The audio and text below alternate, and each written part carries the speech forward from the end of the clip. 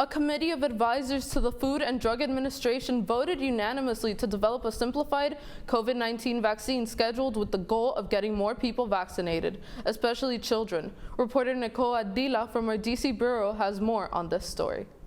Nurses here at this COVID center in Southeast DC tell me that during their last booster rollout, 300 to 400 people would come in per day to get their shots, whereas now it's declined around to 10. The FDA committee hopes that a more simplified vaccine schedule will encourage more people to get vaccinated. Instead of the initial 2-shot or single-shot dose followed by boosters, the simplified schedule would replace them with just one dose that contains the same formula and targets current circulating strains, much like a flu shot. So I think there's a general agreement that updating the vaccine composition is good, and that whether it comes to being once a year or how it actually pans out, that we need to have as much information as we can. While D.C. and several states like Maryland and Virginia require COVID-19 vaccination for university and public school attendance, Florida Governor Ron DeSantis proposed a permanent prohibition of COVID-19 mandates.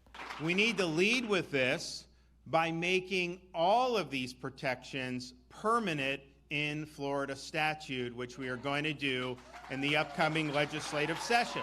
After hearing the FDA's new proposal, one Florida parent said they would be more inclined to get the new single dose rather than 3 separate shots. But they have doubts when it comes to vaccinating their youngest child and would feel uncomfortable if schools mandated the COVID vaccine. I still had questions about him being at an age where he was still developing, because I myself had several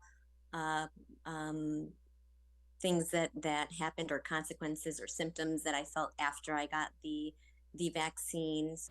The FDA committee hopes to provide most people with a single shot by this coming fall, with the exception of vulnerable groups who may need more than one dose. Reporting from Washington, D.C., I'm Nicole Ardila for the South Florida Media Network.